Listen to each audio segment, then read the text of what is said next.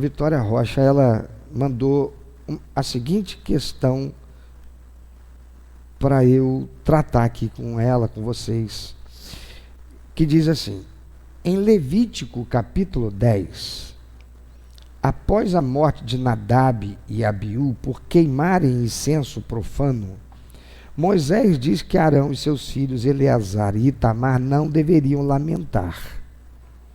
Deus também diz a Arão que eles devem fazer separação entre o santo e o profano e ensinar isso aos israelitas, como está lá em Levítico 10, 10 a 11. Mas no final do capítulo, Eleazar e Itamar ofereceram o bode como oferta pelo pecado e holocausto, mas não tiraram a parte devida a eles para comerem.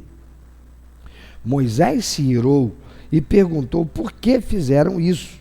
E Arão respondeu que, aspas, será que teria agradado ao Senhor se eu tivesse comido a oferta pelo pecado hoje? Essa justificativa foi o suficiente para Moisés. Se o Senhor mandou que eles comessem aquela porção, por que a morte dos filhos de Arão seria justificada, ou seria justificativa para eles não comerem, já que não deveriam sofrer o luto? Você entendeu a pergunta? O que isso pode trazer de ensinamento aplicando a nossa realidade hoje? A questão dela aqui é a seguinte: Arão tinha 4 filhos. Nadab e Abiú, assim como os outros 2, foram consagrados sacerdotes. E Arão, seu pai, consagrado sumo sacerdote. Esses filhos de Arão, quando Arão morresse, um deles, o mais velho, se tornaria o sumo sacerdote, e assim, sucessivamente, por herança familiar, porque Deus estabeleceu que fosse assim. Acontece que Nadab e Abiú, que eram sacerdotes, eles deveriam apresentar ao Senhor incenso. E tinha o incensário, que era um objeto de metal, onde eles deveriam colocar brasa, fogo e o incenso em cima, para queimar e fazer aquele cheiro gostoso, como Deus estabeleceu que fizesse. Acontece que Nadab e Abiú não foram lá no altar para pegar do fogo santo. Por que fogo santo? Porque quando o tabernáculo foi inaugurado, Deus fez o fogo descer e queimar o sacrifício. Vocês estão lembrados disso? O fogo do tabernáculo, onde quer que o tabernáculo fosse montado, era do mesmo fogo que desceu do céu. Então, quando o tabernáculo ia sair dali e ser montado em outro lugar, eles iam peregrinar, os sacerdotes tinham que guardar as brasas acesas e manter aquelas brasas acesas, porque aquelas brasas acesas estavam com fogo que veio do céu. Isso teria que ser por todo o tempo de existência do tabernáculo. Então você imagina que 40 anos, o fogo que queimava lá no altar ainda era do fogo que desceu do céu. Você está entendendo? Porém, Nadab e Abiú fizeram o quê? Pegaram o incensário, colocaram ali um carvão qualquer e meteram fogo. Talvez o fogo que eles pegaram do próprio fogão deles de casa, fogão a lenha, o que seja, e foram apresentar o incenso consagrado ao Senhor. Por isto é chamado de profano. Tá? O que Deus faz? Deus faz descer fogo do céu, queima os dois na hora e os dois morrem. E Deus dá uma ordem para Arão e para os 2 filhos dele: vocês não vão chorar, vocês não vão rapar a cabeça, vocês não vão ficar de luto pela morte desses 2. Deus proibiu Arão de chorar a morte dos seus próprios filhos. Eu sei que isso pode parecer injusto, desumano. E não foi humano mesmo, porque quem mandou foi Deus. Tá bem? Mas tudo isso tem uma razão de ser, a gente já vai chegar lá. Mas antes de chegar lá, a gente vai ler o texto para a gente se colocar no contexto e entender tudo o que está acontecendo, para que eu possa responder a Vitória. E para isso nós vamos ler a palavra de Deus. Levítico capítulo 10, versículos 16 a 20. Na NVI, por favor. Vamos ler Levítico capítulo 10, versículos 16 a 20. Eu vou pedir para você ler o mais forte que você puder. Podemos? Vamos lá? Quando...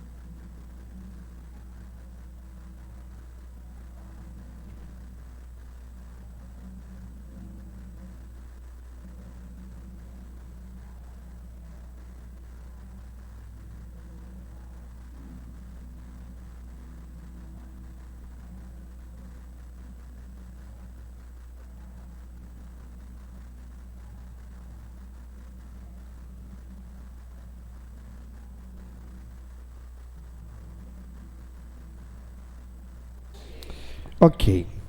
Vamos mergulhar nas profundezas das Escrituras, utilizando não apenas o rigor da exegese, mas também a sensibilidade da psicologia e o entendimento do comportamento, e o entendimento que o comportamento humano, e o entendimento do comportamento humano nos proporciona. Isso é muito importante para que a gente possa realmente compreender. O episódio de Levítico 10, amados, é um dos mais densos do Pentateuco. Gênesis, Levítico, Número e Deuteronômio. Ele transita entre a severidade da justiça divina e a fragilidade da alma humana. Antes de eu responder propriamente a questão levantada por Vitória, eu preciso fazer antes uma inferência, dar aqui uma explicação para a atitude de Moisés. O texto diz que Moisés, ele vai procurar o bode. Por que Moisés vai procurar o bode?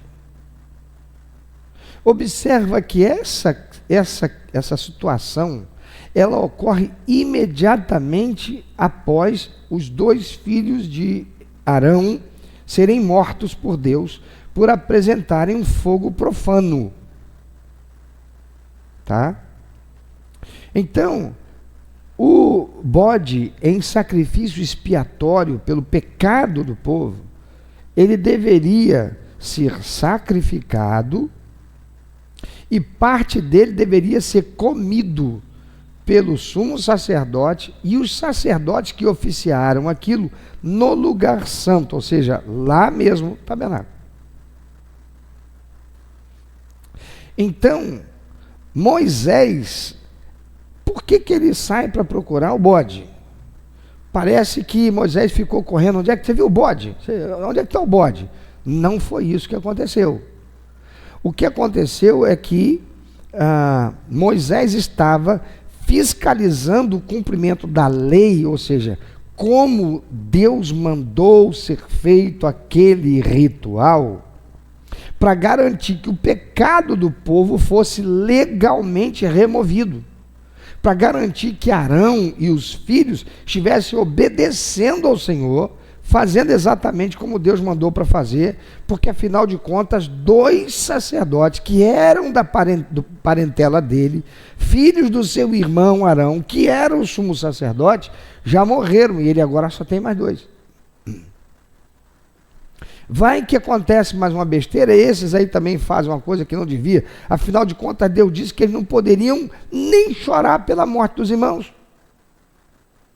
Não poderiam ter nenhuma manifestação aqui de expressão da tristeza deles em relação à morte do irmão. Feriado, fecha tudo aí, hoje não tem sacrifício porque a gente está de luto, meus filhos morreram. Não, Deus falou, não para nada, toca tudo como se nada tivesse acontecendo, como se nada tivesse acontecido. Você já pensou? Teu filho morre porque Deus manda fogo do céu e ele diz assim, faz de conta que quem morreu foi um indigente que tem nada a ver contigo, você não tem sentimento nenhum por isso daqui, toca o barco. Não para não. É como se o teu patrão, você chegasse para ele e dissesse assim, olha, meus 2 filhos morreram. E ele dissesse assim, mas você tem que trabalhar, continua trabalhando aí, faz de conta que não aconteceu nada não. Deixa que eles sejam sepultados lá, você não vai nem ao sepultamento. Mal comparando.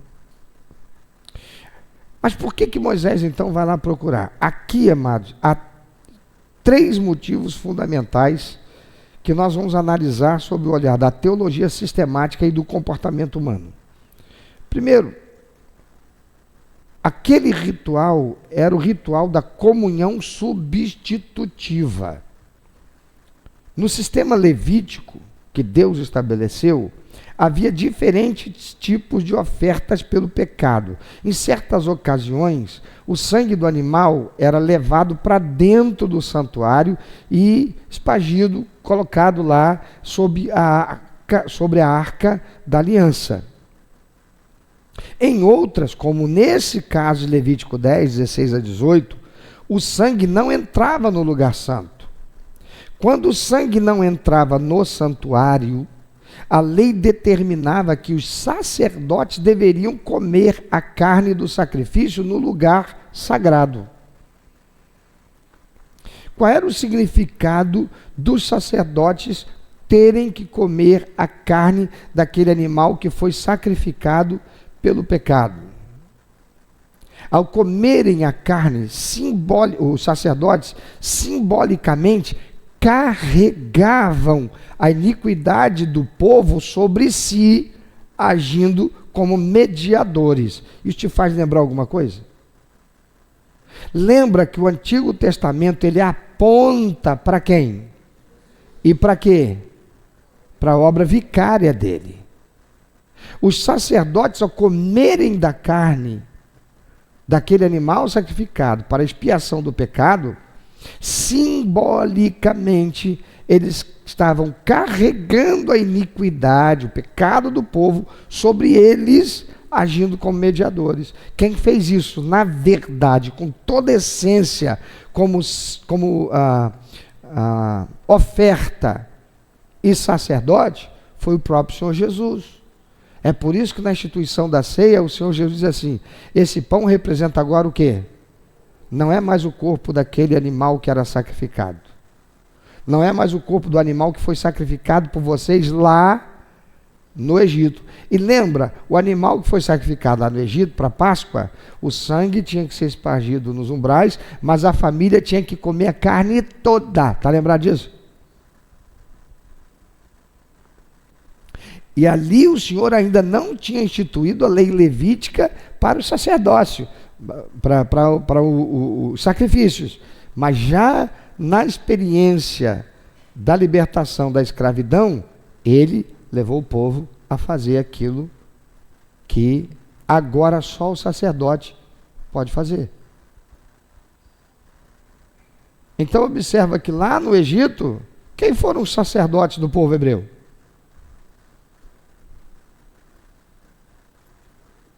O próprio povo.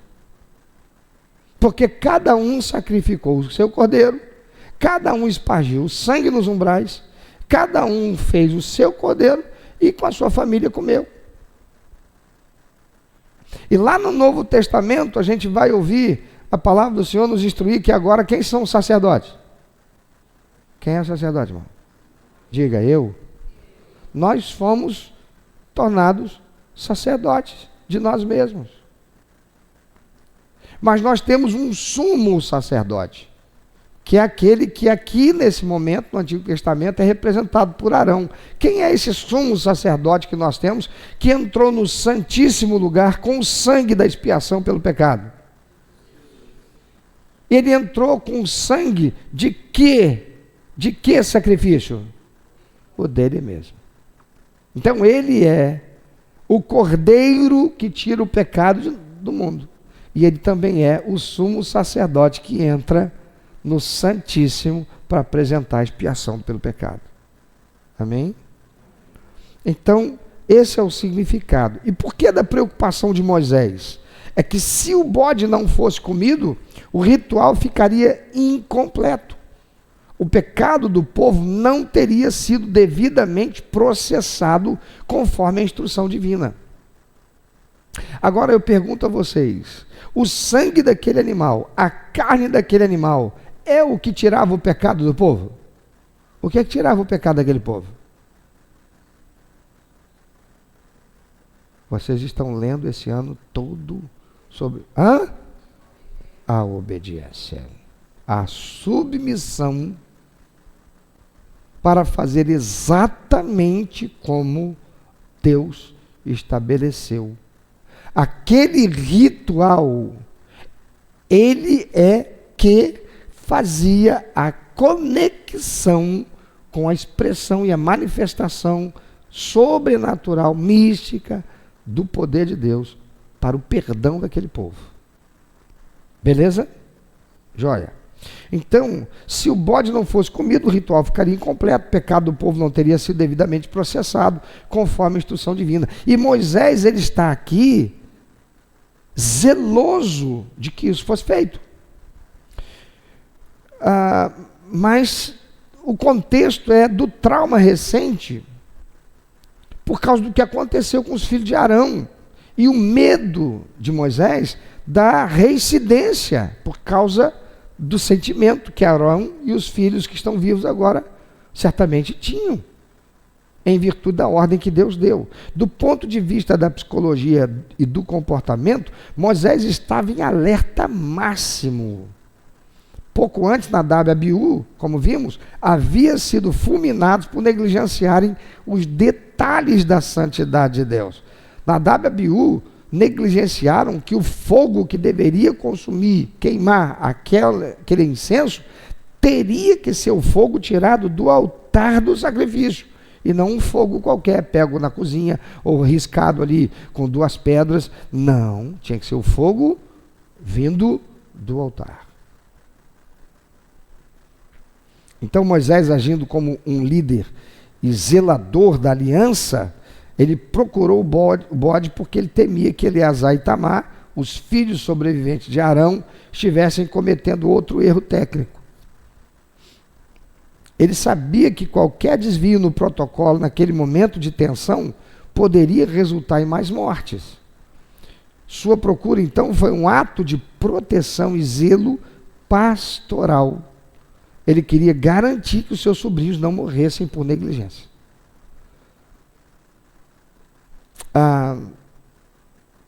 Havia um peso do ofício sobre o sacerdote, sobre a responsabilidade do sacerdote. Moisés explica isso claramente no versículo 17.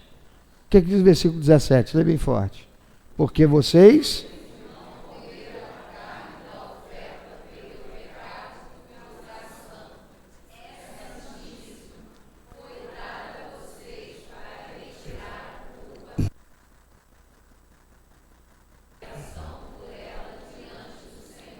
Ao procurar o bode, descobrir que ele havia sido totalmente queimado, ele não foi comido, ele foi colocado inteiro no altar de sacrifício ao Senhor e foi queimado totalmente. É o chamado holocausto, totalmente, oferta totalmente queimada. Então ele foi totalmente queimado em vez de ser comido, como Deus mandou que fizesse. E aí Moisés se ira. Como é que vocês fizeram isso? Mas observa, eles fizeram, e diferente de Nadab e Abiú fizeram e foram mortos sumariamente, imediatamente. os filhos de Arão e Arão não comeram. Moisés está indo lá procurar ver, já aconteceu e Deus não fez nada. E Moisés nem para estranhar, mas talvez Moisés estivesse pensando, não aconteceu ainda, mas vai acontecer. Na mente de Moisés, ao terem queimado tudo, os sacerdotes estavam desperdiçando o meio que Deus proveu para a expiação do povo, ou seja, o povo vai ficar sem a expiação do pecado, eles vão continuar com o pecado deles. Era como se um médico recebesse o remédio para o paciente, mas o jogasse fora em vez de administrá-lo no paciente. Voltando à questão da pergunta da Vitória agora, para entendermos por que a justificativa de Arão foi aceita por Moisés pelo fato de não terem comido a carne,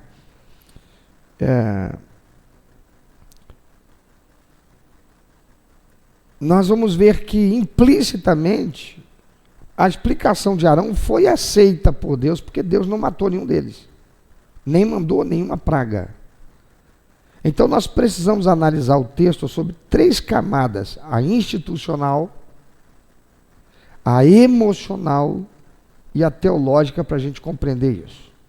Primeiro, há uma tensão entre o ritual e a realidade interna dos oficiantes, que eram Arão e seus filhos. Nadab e Abiú morreram porque profanaram o santuário com fogo estranho. E o comando de Deus para Arão não lamentar, ele não podia desgrenhar o cabelo, não rasgar suas vestes, ele não podia chorar, ele não podia... Não. Tinha um propósito teológico para Deus mandá-lo fazer assim. Não é que Deus estava ali sendo mau, exigente com mal. Não, sem sensibilidade, não. A gente deve lembrar que Arão estava apontando para a pessoa de quem? De Jesus. Então, tinha um propósito teológico essa ordem de Deus. O sumo sacerdote representava a vida e a santidade de Deus perante o povo. Ele não podia permitir que o luto pessoal encobrisse a glória do serviço sagrado. No entanto, no versículo 19, ou o versículo 19, traz a chave da resposta de Arão. Olha o que Arão responde, versículo 19. O que ele responde para Moisés? O que ele responde?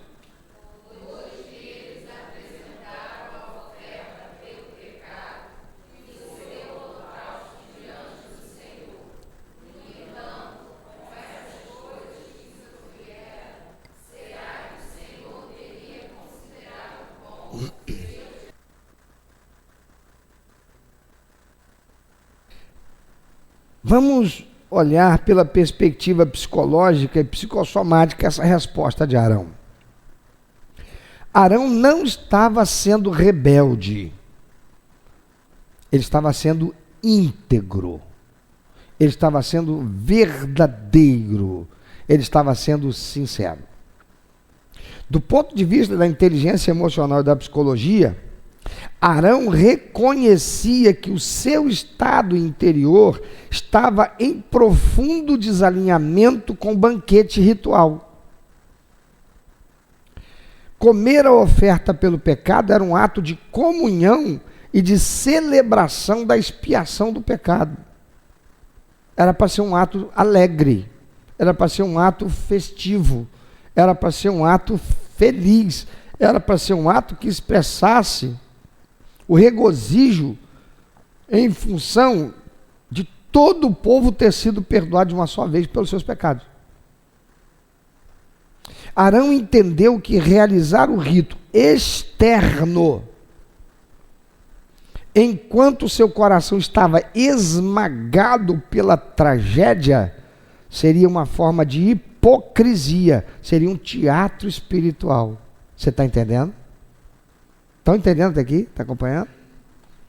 Então, essa é a perspectiva do ponto de vista da inteligência emocional e da psicologia. Agora vamos para a perspectiva da neurociência e do comportamento.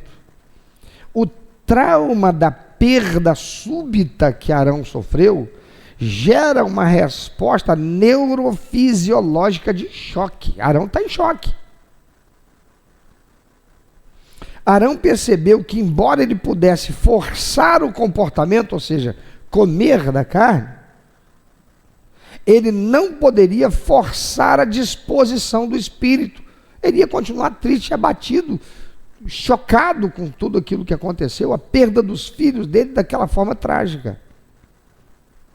Ele temia que oferecer um culto mecânico fosse tão ofensivo quanto o fogo estranho que os seus 2 filhos apresentaram a Deus pelo que foram fulminados. Você entendeu a intenção de Arão? Amados, Moisés se irou porque tecnicamente a lei exigia que eles comessem. Levítico capítulo 10, versículo 17. Mas ao ouvir Arão, Moisés se deu por satisfeito, como no verso 20. O que diz lá o verso 20? Ao ouvir isso, Moisés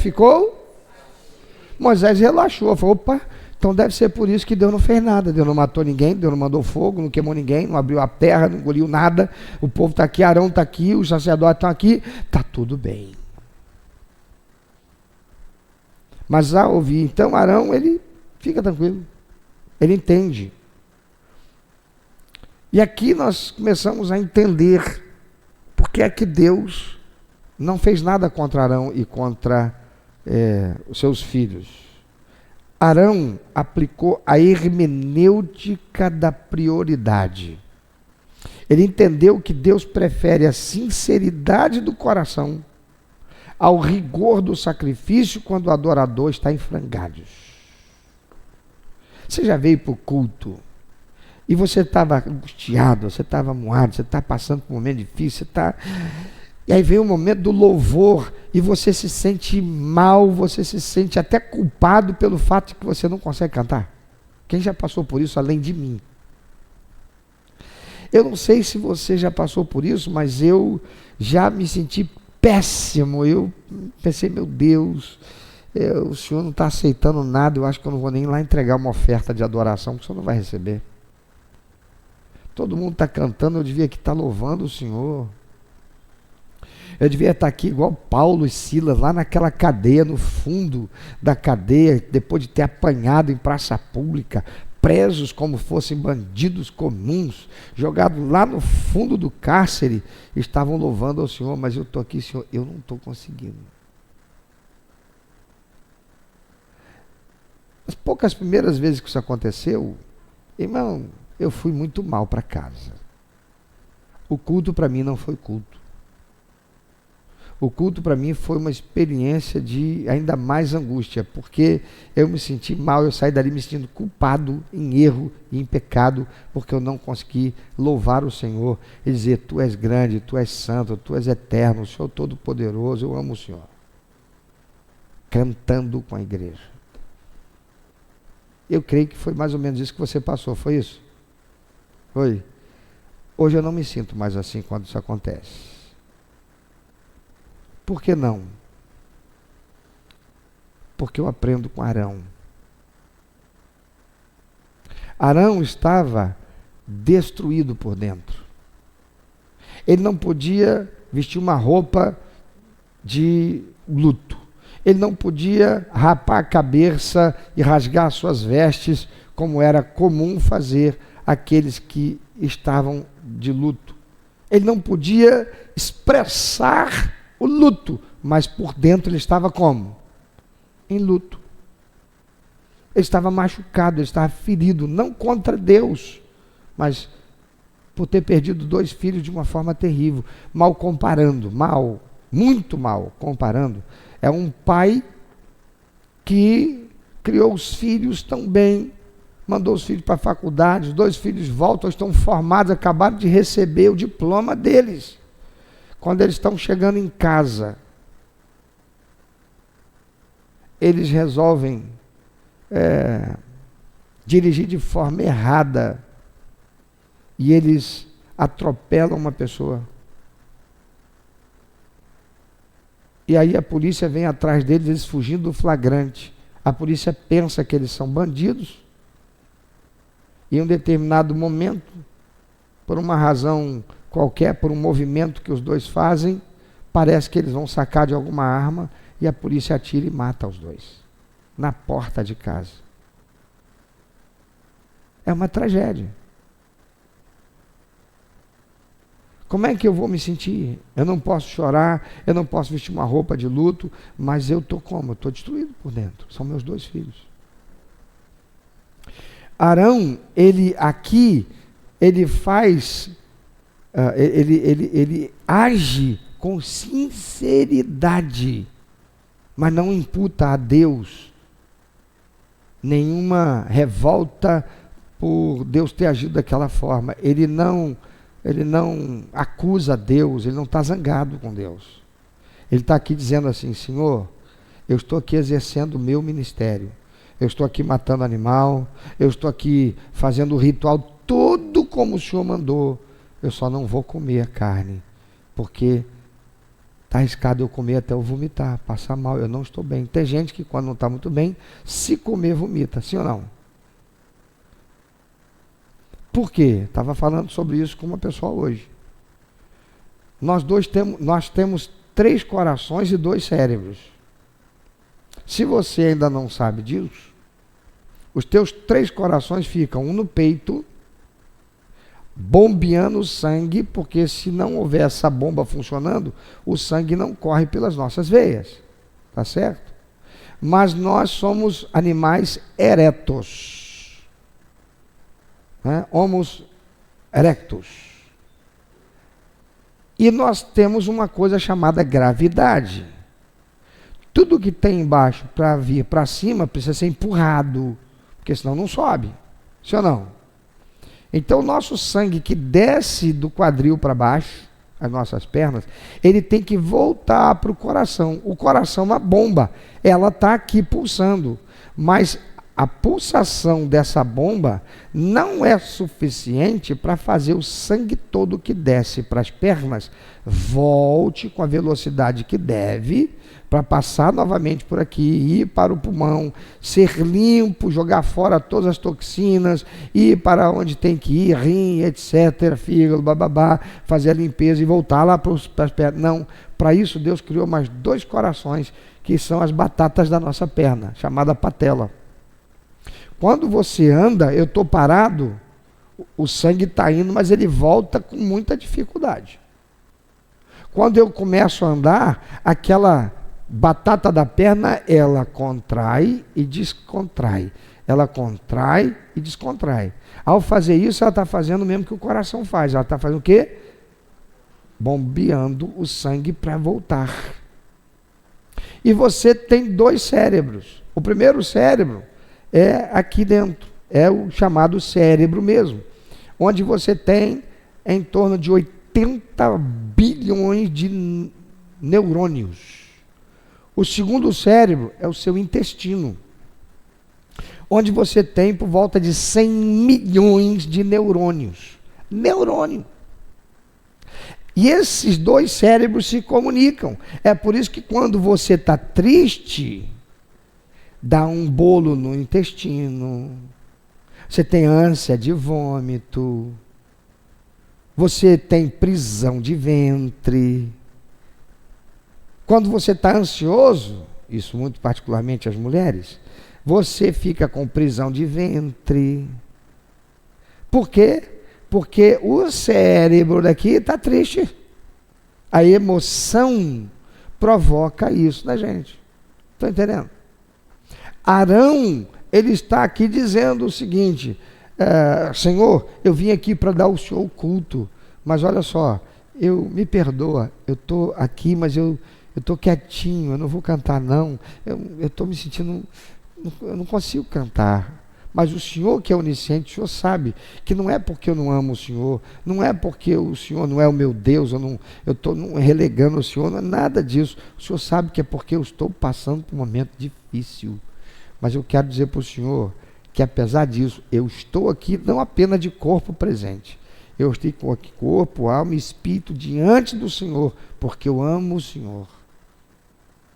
O Senhor é tudo para mim. Esse é um momento meu de consternação, esse é um momento meu de tristeza, esse é um momento meu de quebrantamento. Eu estou aqui mais para me derramar no altar do Senhor e chorar aos teus pés hoje, do que propriamente louvar o Senhor em alegria, porque esse não é o meu momento de alegria. E a palavra de Deus diz que um coração quebrantado e contrito não é alegre, ferido, contrito. Contrito seja bem quebrado. Pensa numa garrafa de vidro que você joga no chão, ela espatifa. Aí você vem com o martelo e você ainda bate para quebrar ainda muito mais aqueles cacos todos que ficaram, largar aquilo quase que em pó. Isso é um coração quebrantado. Então, um coração quebrantado e contrito, a palavra de Deus diz que Deus não despreza. Então Arão aplicou essa hermenêutica de prioridade, entendendo que Deus prefere a sinceridade do coração ao rigor do sacrifício quando o adorador está em frangalhos. Só que entenda uma coisa, eu não me sentir emocionalmente em condições para estar cantando não afeta a minha capacidade racional para saber quem Deus é e expressar racionalmente a minha fé, minha esperança, minha confiança, minha segurança no Senhor Deus e depositar nele tudo isso através da minha palavra. Eu posso então abrir minha boca e dizer: Senhor, eu sei que o Senhor é onisciente, o Senhor me conhece, o Senhor sabe como eu estou aqui.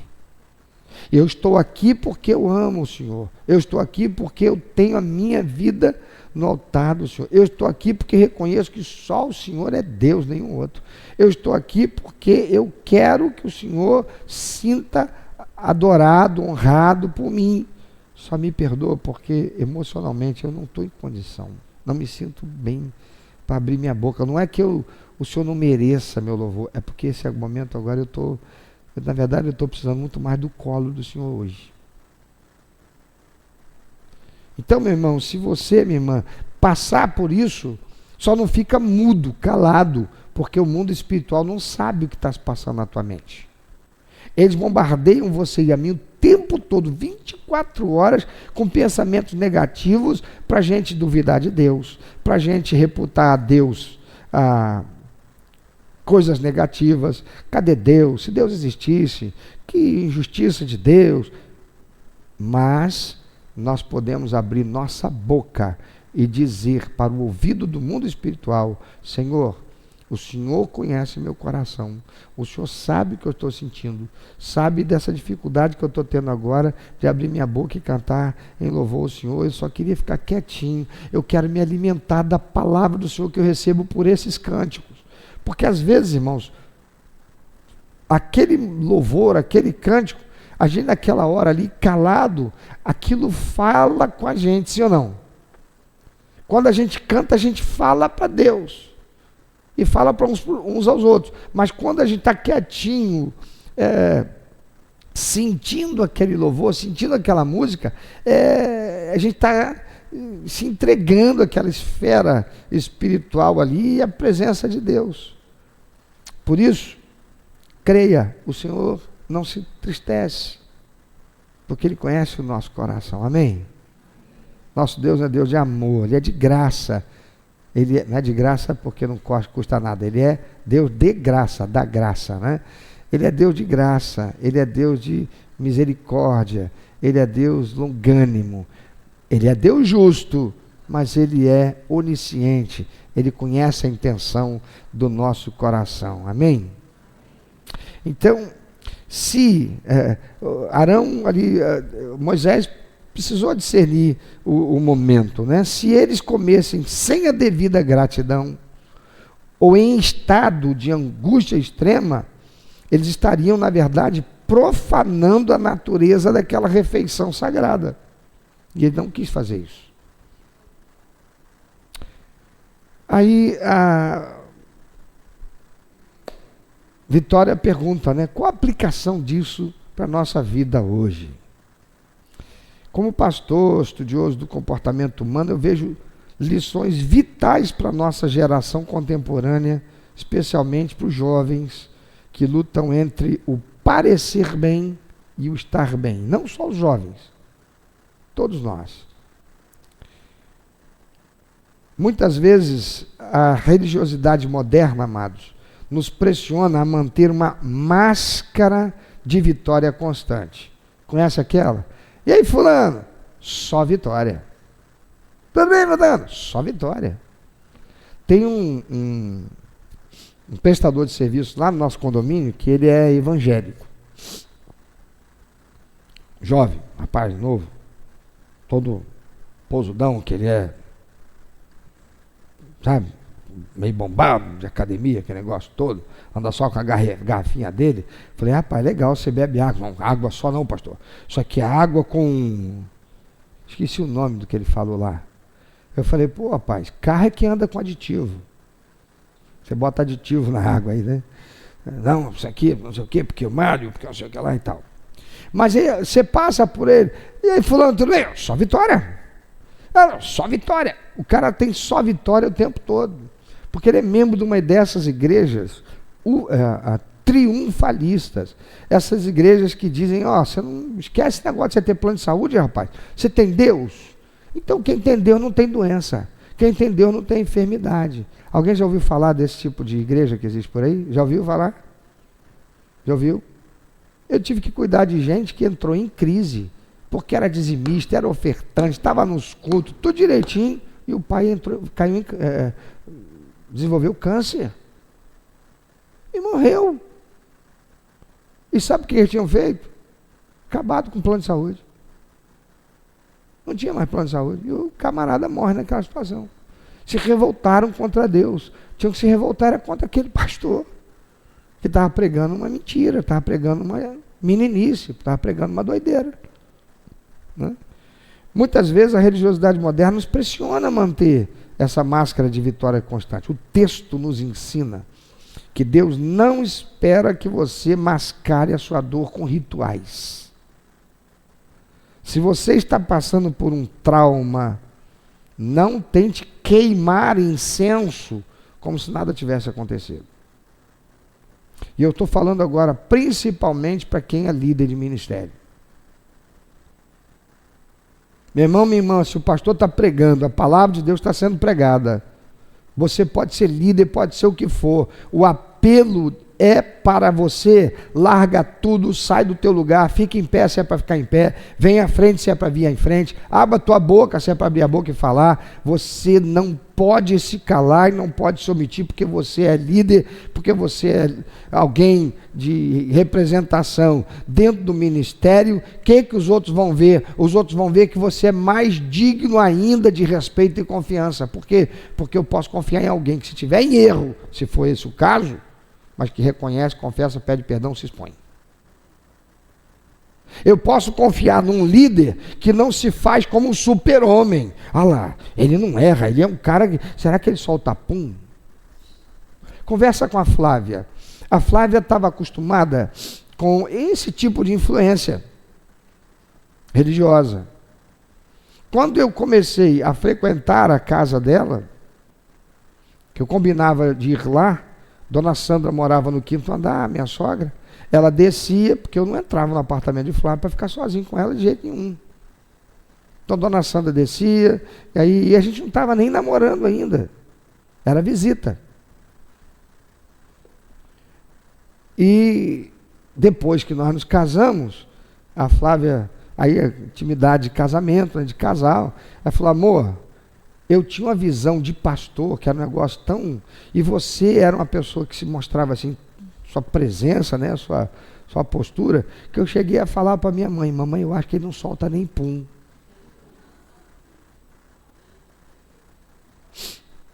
Depois de casado, Flávia é grávida, a gente morou aqui no apartamento da igreja durante um tempo, ela estava ali no pátio conversando com umas irmãs, e aí uma senhora... Eu não sei se ela era daqui, eu acho que não, devia ter vindo para cá recentemente, ou era uma visitante, estava ali e tudo mais. E ela falou, a senhora que é a esposa do pastor? Ela disse, meu Deus, eu não sabia que o pastor fazia aquilo. Fazia aquilo o quê, irmã? Eu não sabia que o pastor também fazia sexo. Falei, como é que você acha que esse neném está aqui na minha barriga? Porque na cabeça daquela irmã, o pastor era um anjo. Né? Ele não comete pecado, ele não erra, ele não é um ser humano, não solta pum, não faz número 2, nem número 1. Então, meu irmão, Deus falou contigo, não interessa quem você é, vice-presidente da igreja, líder do ministério A ou B, vice-líder, líder em treinamento. Deus falou contigo. Então, se manifesta como você é orientado a fazer.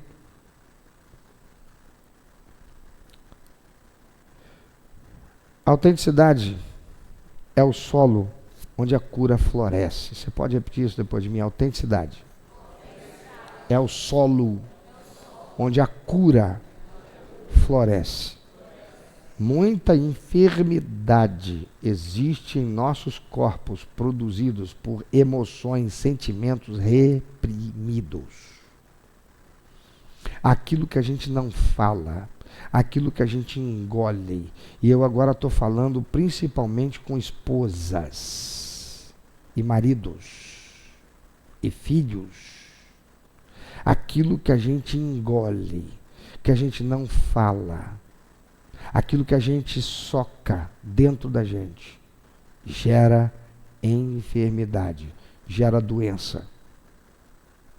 Eu tratei de uma mulher há coisa de uns 2 anos atrás. Não era membro de nossa igreja, ela vinha lá de Santa Amélia para cá. Aquela mulher, ela sofria com dores horríveis e paralisia nas pernas. Foi ao médico, o médico diagnosticou como deu branco agora. Fibromialgia. E socou-lhe remédio. Ela, de vez em quando, apareciam placas vermelhas no corpo e dava uma coceira no corpo todo. E aí, ato contínuo, ela sentia um peso nas pernas tão grande que ela não conseguia, ela mal conseguia se mover dentro de casa. E a gente foi trabalhando. Ela tinha um problema sério de uma experiência que ela viveu, uma situação traumática que ela estava vivendo. E, amados, o nosso corpo fala. E a enfermidade é o nosso corpo chamando a nossa atenção para resolver alguma questão que não está resolvida na alma, coração. E por que no quadril? Por que das pernas? Porque quadril é a região do nosso corpo que conecta o nosso tronco com as nossas pernas. O tronco é a produção de energia e cuidado com a vida. Pernas fala de movimento, de sair, de correr, de andar, de ir em direção a algo. E ela vivia com a sensação de que a vida dela estava paralisada, porque ela simplesmente não conseguia tomar uma decisão que era fundamental para a vida dela, e ela precisava tomar aquela decisão. Como ela não tomava, aquilo estava parado e socado dentro dela, estava sendo somatizado e sendo manifesto onde? Onde o corpo dá a representação daquilo que ela estava vivendo. Como ela não conseguia avançar, ela sofria porque não via a vida dela indo para frente, aquela situação sendo resolvida, e ela se sentindo paralisada, isso somatizava, e as pernas dela eram o que estava sendo o reflexo daquele problema. Você entendeu? Quando eu a levei ao conhecimento daquela situação, e ela então entendeu, ela enxergou, e nós fizemos a ressignificação daquilo, em que ela abriu a boca, ela rejeitou aquele negócio, ela tomou uma posição para resolver a situação, ela precisou liberar perdão para algumas pessoas muito importantes, que fizeram uma ferida muito grande na alma dela. Aquela mulher ficou livre. Jesus disse, João 8,32, se você conhecer é ter? Você vai lá no âmago da questão. Se você conhecer a verdade faz o que contigo? Liberta. Eu tinha um problema com você porque aconteceu uma situação e eu fiquei com a impressão de que você estava com um problema comigo, porque você em algum momento fui falar com você, você baixou a cabeça, você foi para lá, eu falei, meu Deus, aquele irmão está com um problema comigo, eu não sei o que, e aquilo começa a me fazer mal, e eu vou remoendo aquele negócio, e aí eu já me afasto de você, porque eu acho que você já não está querendo nada comigo, e aí eu vou me afastando, aquilo vai me fazendo mal, aquilo vai fazendo mal, vai me fazendo mal. Aí um dia, eu encontro com você e não tem jeito, é cara a cara, não tem para onde correr. O corredor é estreito, não tem para onde eu me desviar. E quando eu bato de cara com você, fulano, como que você está, gente? Há quanto tempo a gente não dá um abraço, aquela coisa, vem cá, e eu estou aqui assim, que porra que está, velho? O que está vendo aqui, irmão? Não sei o que, aí eu pego e falo assim, você agora me abraça? Eu falei, por que você está falando isso? Não, porque dia tal, assim, eu fui falar com você, você virou a cara para o lado, você saiu de cara feia, eu não sei nem o que eu fiz com você agiu assim, eu fiquei parado, passado, e depois eu não tive mais nem coragem de chegar a você. Eu falei, rapaz, você me perdoa, eu nem lembro de ter visto você, mas você está falando daquele dia, eu já sei o que foi. Cara, eu tinha acabado de receber um telefonema com uma situação terrível, aquilo mexeu tanto comigo que aquilo me desbaratinou, e eu, cara, me perdoa, tem nada a ver com você. E aí aquilo ali faz o que com a minha relação com ele? Resolve o problema da minha relação com ele, e aquele peso todo, aquela angústia, aquele sentimento, aquela coisa que estava me pesando, o que era aquilo? Aquilo era demônio alimentando a minha alma de tristeza, o tempo todo me bombardeando, porque tudo que eu penso, vamos lá, tudo que eu penso, eu sinto, eu faço. Mas aí aquele momento ali foi uma libertação, porque aquilo foi tudo embora. Falei, puxa vida, me perdoa, porque também eu pensei mal a beça de você. Isso se a pessoa só pensou mal. Pior é se ela, além de pensar mal, ainda ficou falando mal. Rapaz, você não sabe o que fulano fez comigo, não tem o quê. Aí pior ainda a situação, né? Amados, repita depois de mim, a autenticidade é o solo onde a cura floresce. Meu irmão, minha irmã, Jesus nos deu o remédio. Ora, se teu irmão pecar contra ti, vai entre ti e ele sozinho, fala com ninguém não manda recado através de ninguém, vai lá. Aquele problema entre mim e aquela pessoa teria sido resolvido no mesmo dia ou no máximo no dia seguinte. Era só eu chegar até ela e falei, fulano, o que está acontecendo? O que houve? Eu fui falar com você, tu virou a cara, fez cara feia e saiu, não me deu nem atenção. O que eu fiz para você me tratar daquele jeito? Ele teria falado comigo, eu teria sabido aquele troço, o diabo não tinha conquistado mais um dia na minha conta e ficava tudo resolvido, eu não precisava ter carregado aquele peso, arrastado aquele farrancho de demônio atrás de mim, me perturbando. Sim ou não? Irmão, é só obedecer a palavra de Deus. É só o quê?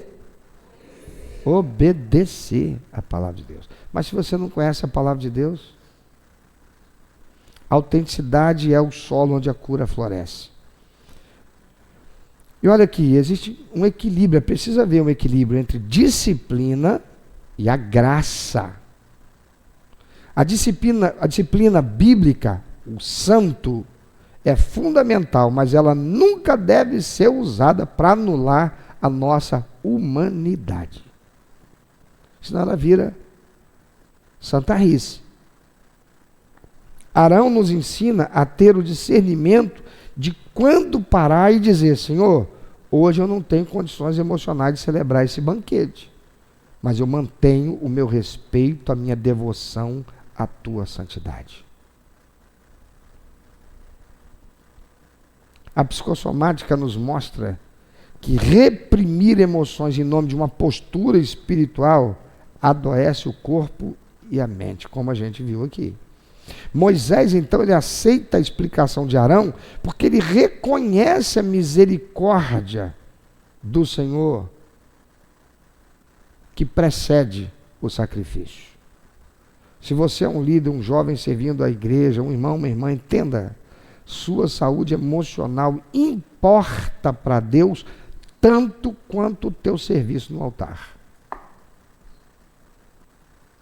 Então, às vezes, você pode não estar em pecado, mas você está aqui colocando as mãos nas coisas do Senhor, mas tua alma está em outro lugar, teu sentimento está em outro lugar, e aquilo que você está fazendo é meramente mecânico. Deixa eu te falar uma coisa é a empregada doméstica, o empregado que eu contrato, o funcionário, a empresa que eu contrato, o profissional que eu contrato, que está moado, ele está passando por um perrengue, ele está vivendo um momento traumático na vida dele, mas ele não deixa na minha casa porque eu estou pagando. Outra coisa é o serviço que eu presto a Deus em adoração, que eu devo fazer como expressão de amor, de gratidão, de honra, de celebração. Deus está olhando para aquilo ou está olhando para o meu coração? Ele espera que eu entregue aquilo por uma questão mecânica. Não, tem que ser feito, porque esse é meu ministério, tem que ser feito. Eu não tenho problema nenhum se o irmão chegar para mim e diz assim: pastor, eu não estou bem. Eu estou escalado, mas eu não estou bem não. Eu hoje queria ficar sentado no banco. Ou eu queria ficar sentado lá na congregação só recebendo. Eu estou precisando ouvir Deus falar comigo. Eu estou assim... Eu vou ter uma oportunidade de sentar com ele e ouvi-lo e talvez tratar a questão com ele ali. Ele vai sair dali com a questão resolvida e vai lá para o culto e vai servir, vai ser uma bênção. Se tiver tempo antes disso. Se não, eu vou ter que arrumar alguém na hora para poder substituí-lo. E depois nós vamos tratar isso, eu e ele. Por isso você deve ter um parceiro de prestação de contas. Porque o pastor não dá conta de todo mundo. Meu filho, conta quantas pessoas tem aqui sentadas. Vamos lá. 3, 5 e 3, 8, 10, 13, 16, 19, 22, 20. Acabou, irmão. Um mês tem 30 dias. Você acha que eu dou conta de atender todo mundo aqui? Se todo mundo tiver, vamos botar aí, 20% desse povo todo aí, tiver problema, se eu não tiver que fazer nenhuma outra coisa, eu vou dar conta. Agora imagina se eu tenho que visitar todo mundo nas suas casas para conversar, ver o problema, contratar, tratar a situação lá. Dá conta ou não? Parceria de prestação de contas, é bíblico. É melhor serem 2. Sozinho você é um alvo fácil. Por que você é um alvo fácil? Vamos lá. Porque tudo que eu penso, mãozinha, tudo que eu penso, eu sinto, eu faço. Ser um alvo fácil. Sozinho é perigoso.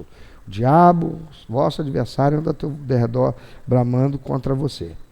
Então, vamos concluir. A morte de Nadab e Abiú puniu a presunção de Nadab e Abiú. O silêncio de Arão e a sua recusa em comer puniram a insinceridade. Uma diferença brutal. Nadab e Abiú foram presunçosos, acharem que eles poderiam levar qualquer fogo sobre o altar, sobre o incenso, quando Deus falou que era daquele fogo. Arão e os seus filhos, eles se recusaram a comer não por desobediência, mas por sinceridade. Não desobedeceram. Eles ressignificaram. O ensinamento é claro. Deus é santo e exige reverência, mas Ele também é Pai e conhece a nossa estrutura, a estrutura do nosso pó. Amém? Ele prefere um coração quebrantado e honesto a um ritual perfeito, mas executado por uma alma fragmentada. Salmo 51, versículo 16 e 17 diz assim: não te deleitas em sacrifícios, nem te agrada em holocaustos, senão eu os traria. Os sacrifícios que agradam a Deus são são um espírito quebrantado, um coração quebrantado e contrito, ó Deus, não desprezarás. Que o Espírito Santo nos conceda a sabedoria de Arão para distinguir o que é regra e o que é o coração de Deus diante da nossa dor. Amém? Feche os seus olhos agora. Coloca diante do Senhor a sua vida. Meu irmão, minha irmã, Deus está em busca de verdadeiros adoradores. Verdadeiros adoradores não são aqueles que somente fazem da maneira que deveriam fazer. Do ponto de vista do ritual, do ponto de vista da liturgia. Os verdadeiros adoradores são aqueles que têm o coração quebrantado, contrito, sincero, honesto diante do Senhor. Ele não despreza. Se você entrou aqui hoje, assim como Arão, passando por um momento difícil, que você se sentiu até constrangido, com dificuldade para cantar, mas você não pode perder a oportunidade de abrir a sua boca e dizer para que o mundo espiritual testemunhe da tua fé, da tua disposição em permanecer fiel, da tua disposição de viver para honrar ao Senhor, de obedecê-lo, de glorificá-lo. Dizer: Senhor, olha, me perdoa porque eu não cantei, não. Mas o Senhor sabe que eu não cantei, não é porque eu não amo o Senhor. Eu não cantei, não é porque o Senhor não me dá alegria. Eu não cantei porque eu estou num momento de reflexão. Eu estou nesse momento em que eu preciso do colo do Senhor como meu Pai. Eu preciso do abraço do Senhor como meu Pai. Eu preciso desse cuidado do Senhor, porque eu amo o Senhor e eu sei que a resposta para a minha vida só o Senhor tem. Eu sei que a solução para essa minha situação, esse momento que eu estou vivendo, só o Senhor tem definitiva, derradeira. Eu estou aqui me derramando diante do Senhor. Eu quero derramar meu coração, minha alma diante do Senhor, para dizer que o Senhor sabe que pode contar comigo, que eu sou teu filho, tua filha, eu amo o Senhor. Eu reconheço o sacrifício do Senhor Jesus naquela cruz para pagar o preço e me comprar das garras e do domínio de Satanás. Me dá a remissão dos meus pecados, salvação, para que eu possa morrer e ir para o céu. Eu quero pedir ao Senhor, em nome de Jesus, Espírito Santo, traz o consolo, o conforto, o refrigério que eu preciso e me renova.